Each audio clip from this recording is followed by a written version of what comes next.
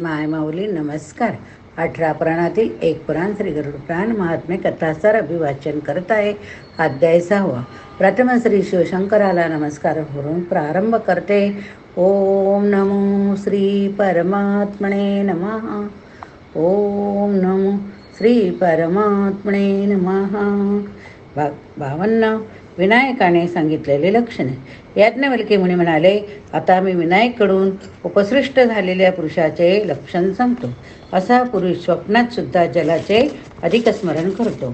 तो नेहमी उदास राहतो आणि ज्याचा आरंभ करतो ते कार्य निष्फळ ठरते. अशी व्यक्ती मग राजा असली तरी ती राज्यास किंवा कुमारी पती अथवा गर्भवती स्त्री पुत्रास प्राप्त करू शकत नाही. याला उपाय म्हणून कुठल्या तरी चांगल्या शुभ दिवशी विधीपूर्वक त्याचे स्नानपण करावे. धूप सरसाच्या गंधाने त्यास उत्सहित करावे. मद्रासनावर बसवून ब्रह्मांडाकडून स्वस्तिक वचन करायचे. तुझ्या दुर्भाग्याचा नाश हो असे म्हणावे. यानंतर शिव अंबिका यांची स्थापना करावी. हात जोडून त्यांना अन्न समर्पण करावे. पुत्रजन्मानंतर दुर्वास रसाची फुले घेऊन सती अंबिकेची प्रार्थना करावी की, हे देवी, माझ्या रूप, यश, सौभाग्य, पुत्र पौत्र या सर्व आकांक्षा पूर्ण कर. यानंतर शुक्ल वस्त्र धारण करून अनुलेपनाने ब्राह्मणास संतुष्ट करावे. 2 वस्त्र ब्राह्मणांना अर्पण करावी. ग्रहांची देखील पूजा करावी. 53 ग्रह याग. याज्ञवल्क्य मुनी म्हणतात, धन संपत्ती शांती यांची इच्छा करणाऱ्यांनी समग्रह त्याग करावा. जाणत्या पुरुषाने यासाठी सूर्य, चंद्र, मंगळ, बुध, बृहस्पती, शुक्र, शनी, राहू, केतू या ग्रहांची पूजा करावी. सुवर्णाचे दान करावे. वस्त्र फुले अर्पण करावी व मंत्राद्वारा सर्व कृत्ये पूर्ण करावीत. यानंतर ग्रहाच्या शांतीसाठी ब्राह्मणांना दक्षिणा द्यावी. या प्रकारे ग्रहांनी नेहमी पूजा करायची. ग्रहांची राजासुद्धा अशा पूजेने फलप्राप्ती करू शकतो.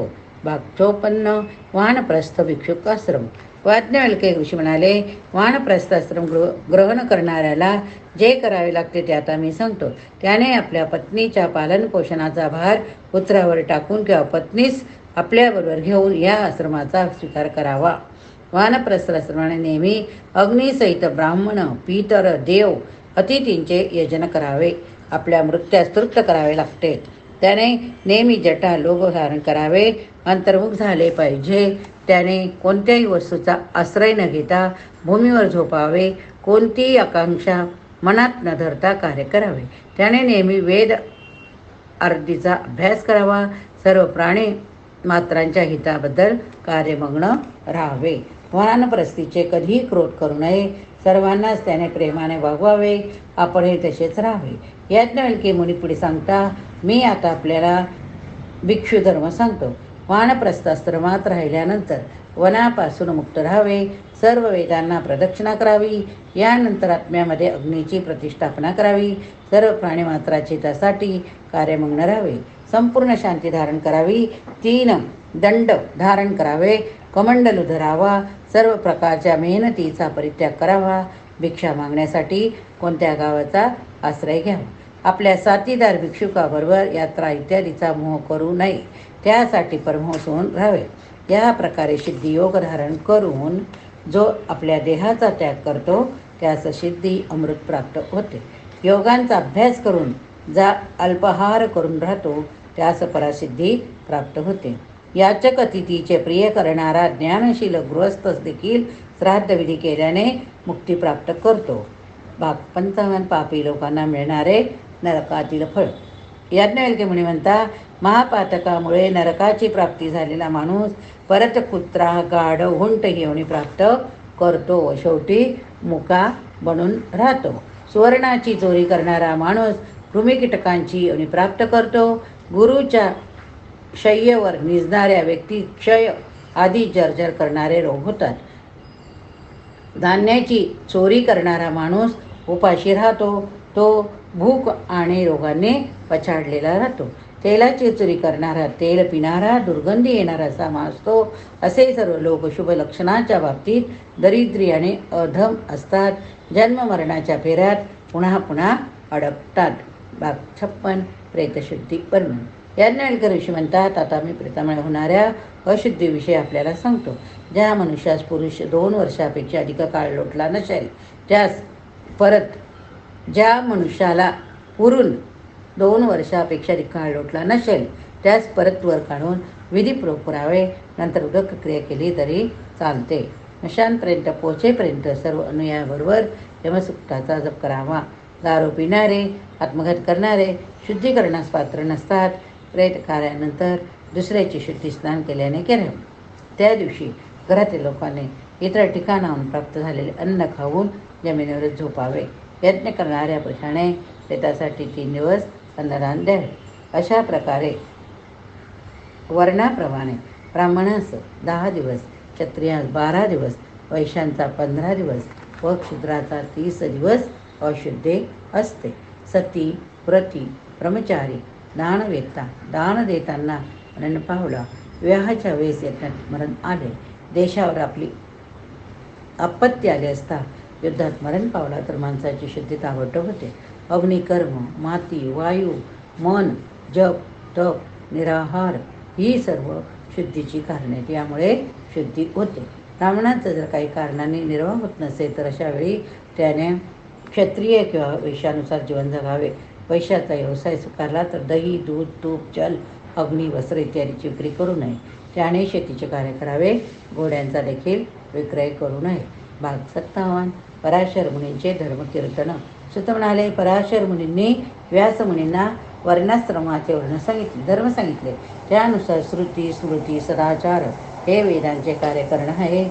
मनुद्वारा देखील वेदच धर्म म्हटले गेले आहे.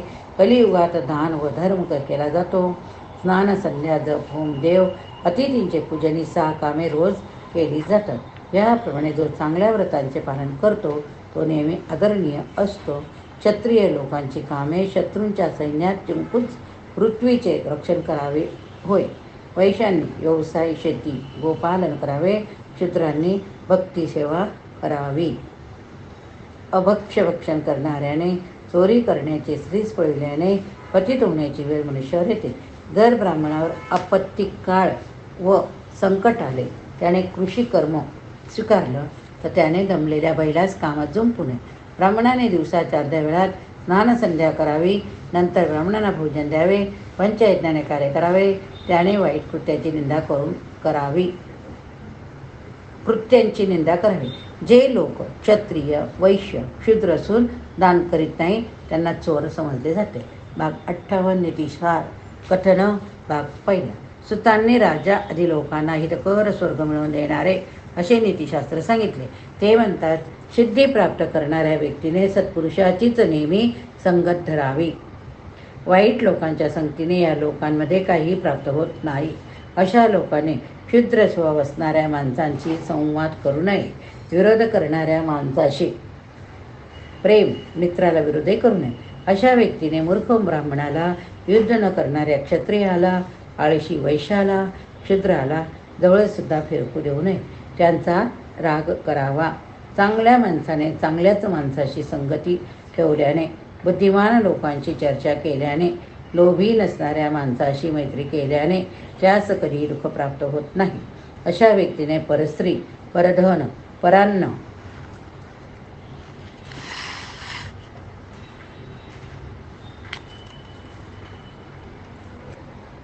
लोभी नसणाऱ्या माणसाशी मैत्री केल्याने त्यास कधीही दुःख प्राप्त होत नाही. अशा व्यक्तीने परस्त्री, परधन, परान्न कधीही सेवन करू नये. या जगात अशी नीती दिसून येते की परका माणूस आपले हित करणारा असतो तर आपलेच भाऊ व नातलग दूरत्वाने वागतात. ज्याप्रमाणे देहात उत्पन्न झालेली व्याधी केव्हाही वाईटच असते आणि जंगलात उत्पन्न झालेली जडीबुटी उपायकारक ठरते. हित चिंतणारे नातलग, पोषक करणारा पिता, विश्वासू मित्र, जेथे उदरनिर्वाह होतो तोच आपला देश मानावा. आपली पत्नी तीच मानावी जी नेहमी प्रिय वागते व प्रिय बोलते. तोच पुरुष खऱ्या अर्थाने जगतो. ज्यामध्ये गुण आहे, धर्मभावना आहे. ज्या व्यक्तीत गुण नाहीत, अगर धर्मभावना नाहीत, अशी व्यक्ती जीवन जगून देखील जगामध्ये निष्फळच ठरते.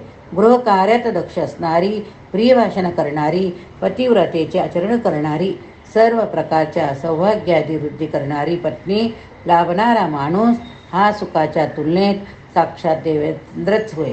ज्याची पत्नी दुष्ट विचारांची असते त्या माणसाचे घर म्हणजे सापाचे वारूळ होय. म्हणजेच येथे साक्षात मृत्यूचाच निवास असतो. म्हणून दुष्ट लोकांची संगती सोडून द्या, साधू सज्जन लोकांची संगत धरा, सतत पुण्यकर्म करा, जीवनाच्या अशाश्वतेचे स्मरण करा. 59वा भाग नीतिसार कथन भाग त्यातला 2. श्री सत्वंता या जगात संकटकाळरूपी संसारी मनुष्याने नेहमी संपत्तीचा साठा करावा. संकटकाळी संपत्तीच उपयोगी पडते. संपत्तीने पत्नीचे संरक्षण करता येते, परंतु संपत्ती आणि पत्नी या दोघांपासून स्वरक्षण करणे अधिक महत्त्वाचे होय. जर कोणा एखाद्या विनाशाने संपूर्ण कुळाचे संरक्षण होत असेल तर एकाचा त्याग करावा. संपूर्ण एका गावासाठी कुळाचा त्याग करावा. यासाठी मोठ्याच्या संरक्षणासाठी लहानाचा त्याग करावा. बुद्धिमान पुरुष जोपर्यंत दुसऱ्या ठिकाणची पारख करीत नाही तोपर्यंत पहिलं ठिकाण त्यागीत नाही. अशा धनाचा काय उपयोग की जे धन क्रूरपणाच्या हातीनं गेलेले असेल. त्या ज्ञानाचा पण काहीच उपयोग नाही. ज्या ज्ञानाचा मनुष्याचा अहंकार आहे, आपले ज्ञान इतरांना देण्याच्या बाबतीत जो कंजूस आहे, ज्या सौंदर्यात गुण पराक्रम नाही, त्याचा तरी काय उपयोग. जो मित्र संकट काळाला मदत करीत नाही तो देखील निरर्थक ठरतो. तात्पर्य एखाद्याच संकटाच्या वेळी मदत करतो. जगात बहुधा उच्च पदस्थ व्यक्तींनाही मित्र असतात. ज्यांच्याजवळ धन नसते, जो दरिद्री असतो, त्याचे नातलगसुद्धा वैरी बनतात. खऱ्या मित्राची परीक्षा नेहमी संकटकाळी होते. युद्धाच्या वेळेस खऱ्या शूराचे शूरत्व कळते. धन दौलत नष्ट झाल्यानंतरच पत्नीचा खरेपणा कळतो. दारिद्र्याच्या वेळेसच अतिथीबद्दलचे प्रेम स्पष्ट होत असते. परंतु जगात असे दिसून येते की वृक्षावरची फळं संपल्यावर पक्षी त्या वृक्षात सोडून जातात. सरोवराचे पाणी आटल्यानंतर पक्षी तिकडे पाहत देखील नाही. धनहीन झाल्यानंतर प्रियसी प्रियकराचा त्याग करते. राज्य अन्याय बनल्यावर मंत्री त्याला सोडून जातात. यासाठी जो लोभी असेल त्याला धन देऊन काबूत ठेवावे. जो विनयशील असेल त्याला हात जोडून तृप्त करावे. जो पंडित असेल त्याच्याबरोबर त्याच पातळीवर चर्चा करून त्यास संतोष द्यावा. अर्थात ज्याची जशी भावना असते त्याच भावनेचे ज्या व्यक्तीशी बोलून हुशार व्यक्ती त्याच्या हृदयात प्रवेश करतात. बुद्धिमान लोक कधी आपल्या विनाशाचे, संतापाचे किंवा अपमानाचे प्रदर्शन करीत नसतात. जगात अशी एकही व्यक्ती नाही की जी व्याधीमुळे ग्रस्त नाही. व्यसनरहित माणसे जगात दुर्बलत असतात. कोणत्या व्यक्तीपाशी सतत धन राहिलं पाहिजे?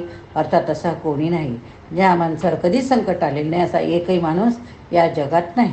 ज्या देशात स्वाभिमानाने राहता येत नाही, ज्या देशात स्नेही हितचिंतक कोणी नाही, ज्या देशात विद्येबद्दल आदर नाही, त्या देशात राहू नये. असे देशाचा त्याग करावा. ज्या धनाबद्दल चोरीचं भय नाही, जे धन राजाकडून निर्भयपणे मिळते, व्यक्तीस मृत्यूनंतर सुद्धा जे धन सोडित नाही, अशाच धनाचे अर्जन करावे. जे धन संचित करून दडपून ठेवलेले असते ते धन दुःखातच कारणीभूत होते. धनाचा संचय करून सुद्धा त्याचा उपयोग विविध कार्यासाठी केला नाही तर त्याचा काय उपयोग. तसेच ज्ञान संपादन करूनही त्याचा विनियोग केला नाही तर त्या ज्ञानाचा घातच होतो. स्वप्नाच्या द्वारे झोपेवर इंधन टाकून अग्नीवर मद्य पिऊन तृष्णेवर विजय मिळवण्याचा कधी प्रयत्न करू नये, कारण त्यामुळे तृष्णा अधिकच भडकते. नदी पाण्यामुळे दोन्ही तटाचा, स्त्री दोषामुळे दोन्ही कुळाचा नाश करते. नदी दोन्ही किनाऱ्यावर वाहून नेते तर स्त्री दोन्ही कुळांना पतित करते, कारण नदी आणि स्त्री दोन्ही गोष्टी स्वच्छंदी गतिमान असतात. अगदी कधीही लाकडामुळे तृप्त होत नाही. अग्नी कधीही लाकडामुळे तृप्त होत नाही. अग्नी कधीही लाकडामुळे तृप्त होत नाही. महासागर नदी प्रवाहामुळे तृप्त होत नाही. तसे यमसुद्धा प्राणीमात्राच्या मरणाद्वारे तृप्त होत नाही. असंख्य प्राणीमात्र मृत्यूचा घास भक्ष्य म्हणून त्याकडे जात असतात. ज्या मनुष्याचा निर्वाह कर्म धर्माने प्राप्त झालेल्या धनावर चालतो, जो पुराणे वेद आपली पत्नी यामध्ये रममाण होतो, आलेल्या अतिथींचा प्रेमाने सत्कार करतो, तो गृहस्थाश्रमी असून सुद्धा मोक्षपदाला गेलेला असतो. विद्या, धन, पर्वतारोहण, काम, धर्म 5 गोष्टी ह्या कशा की ज्या हळूहळूच प्राप्त होत असतात, त्याला द्रुतगतीने कोणी प्राप्त करू शकत नाही. देवतांचे पूजन, ब्राह्मणांना दान या दोन्ही गोष्टी शाश्वत आहेत. गुणांनी युक्त गुणी माणूस देखील शाश्वत आहे. जे लोक बाल्यावस्थेत अध्ययन करीत नाहीत, तरुणपणी धन पत्नीचा स्वीकार करीत नाही, असे लोक चिंतेचे कारण बनतात. मनुष्याने नेहमी महापुरुषांना मार्ग आचरावा. पंडित लोक न सांगता सुद्धा तात्पर्य जाणतात. तोंडाने सांगितलेली गोष्ट बुद्धिहीन प्राणीसुद्धा समजू शकतात. जो माणूस धनहीन दरिद्री असेल त्याने तीर्थयात्रेत जावे. सत्यापासून जो विचलित होतो त्यास नरकात जावे लागते. भाग 60 नीतिसारण कथन भाग 3.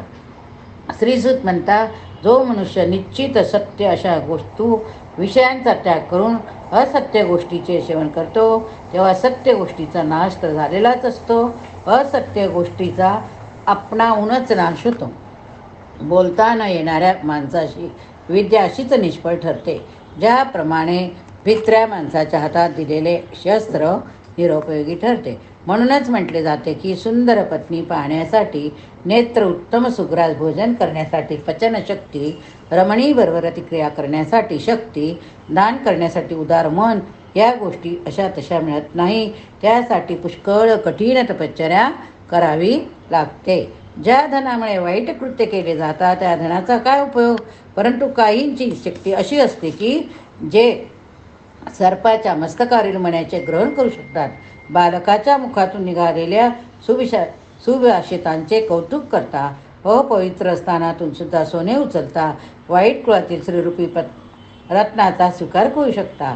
मनुष्याने इतरांना त्यांना योग्यतेप्रमाणे मान द्यावा, कारण मस्तकावर शोभा देणारा दागिना कधी पायात घालून शोभा देत नाही. कानात आभूषण ठरणारा मोती पायात बांधला तर त्याला शोभा नाही असे नाही, परंतु तो पायात बांधणाराच निंदेस पात्र ठरतो. पाणी, पाषाण, वस्त्र, अग्नी, पुरुष, नारी, प्रत्येक वस्तूत अंतर असते. जसे अप्रबुद्ध पुरुषाने अग्नीचे मुख खाली केले तरी त्याला त्याच्या ज्वाला परत वर येतात. चांगल्या जातीचा घोडा कधी चाबकाचे फटके सहन करत नाही. सिंह आपल्या समतुल्य हत्तीची गर्जना देखील सहन करू शकत नाही. स्वाभिमानी माणूस जवळ संपत्ती नसली तरी दुष्ट माणसांची सेवा करण्याची, अगर त्यांच्याजवळ मदत मागण्याची इच्छा सुद्धा करीत नाही. अत्यंत भुकेने व्याकुळ झालेला पीडित सिंह सुद्धा कधी गवत खाऊन राहत नाही. तो हत्तीचे उष्ण रक्त पिऊनच आपली क्षुधा शांत करतो. तात्पर्य, माणसाने आपला स्वाभिमान कधी सोडू नये. आपल्या शत्रूवर उपकार करून त्याला माणसाने वंश करून घ्यावे आणि नंतर त्याच शत्रूच्या मदतीने इतर शत्रूंचा नष्टांश करावा. ज्याप्रमाणे पायात गेलेला काटा त्याच प्रकारच्या दुसऱ्या काट्याने काढावा लागतो. दुसऱ्याचे वाईट कधी चिंतू नये, अगर त्याबद्दल कधी विचार करू नये. कारण ज्याप्रमाणे नदीच्या तटावर उभे असणारे वृक्ष स्वतःच एक दिवस नदीत ओलमळून पडतात, त्याप्रमाणे वाईट लोकांचा आपणहूनच नाश होतो. धन, विद्या, आहार आणि व्यवहारात मनुष्याने आपल्या फाजील लज्जेचा त्याग करावा. ज्या ठिकाणी हिताची भावना, दाक्षिप्य, दानशीलता आदी गुण नसतील त्या ठिकाणी वास्तव्य करू नये. मनुष्य सर्वज्ञ कधीच होऊ शकत नाही आणि अत्यंत मूर्ख असता देखील जगात कोणी नसतो. फक्त जो आपल्या ज्ञानाप्रमाणे जितके जाणतो त्यामुळे तो त्या प्रमाणात विद्वान होत असतो. भाग 61 राजा, राजसेवक यांची लक्षणं. श्रीसूत म्हणता, मी आता तुम्हाला राजा प्रजेच्या लक्षणाविषयी थोडे सांगतो. प्रत्येक राजाला नेहमी सर्वांची निवड करायला पाहिजे. सत्य धर्माने राज्य करणारा राजा नेहमी राज्याचे पालन करीत असतो. शत्रूवर विजय मिळवून आपल्या भूमीचे धर्मपूर्वक पालन करतो. प्रयत्नपूर्वक पालन करणे त्याला उन्नतीचे झाले. धर्माने पालन करणाऱ्याचेच भूमीवर राज्य असते आणि अशा राजाला कीर्ती, आयुष्य, यश, बल, साध्यता. धर्माने राज्याचे पालन करणाऱ्या राजाने भगवान विष्णूची अर्चना करावी. गाय, ब्राह्मण यांच्या कार्यात मग्न राहावे. आपल्या इंद्रियांवर विजय मिळवणारा राजाच प्रजेचे पालन करण्यात यशस्वी होतो. राजाने सतत ध्यानात ठेवले पाहिजे की जगातील धनदौलत क्षणभंगुर, तेव्हा राजाने धर्मावरच लक्ष केंद्रित करावयास पाहिजे. धन, वैभव वेळ आल्यावर क्षणार्धात नष्ट होऊन जाते. राजाने सतत ब्राह्मण हरीचे स्मरण भजन करावे.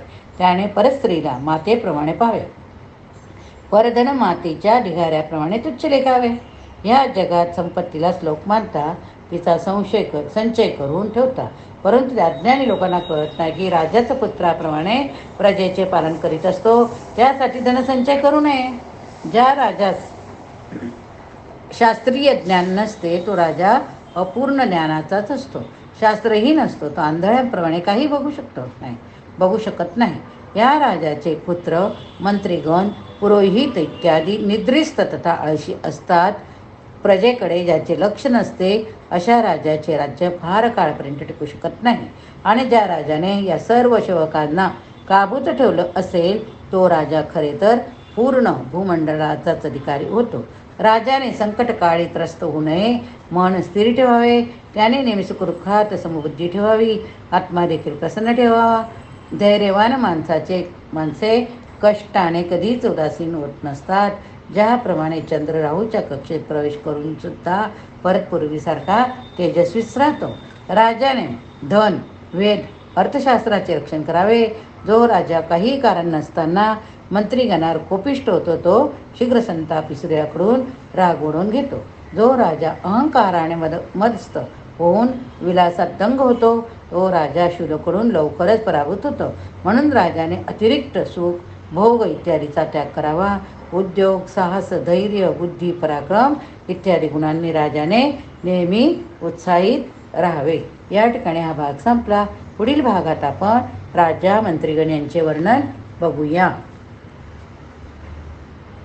पुराणां सर्वशास्त्राणां प्रथमं ब्रह्मणा स्मृतं उत्तमं सर्वलोकानां सर्वज्ञानोपपादकम्.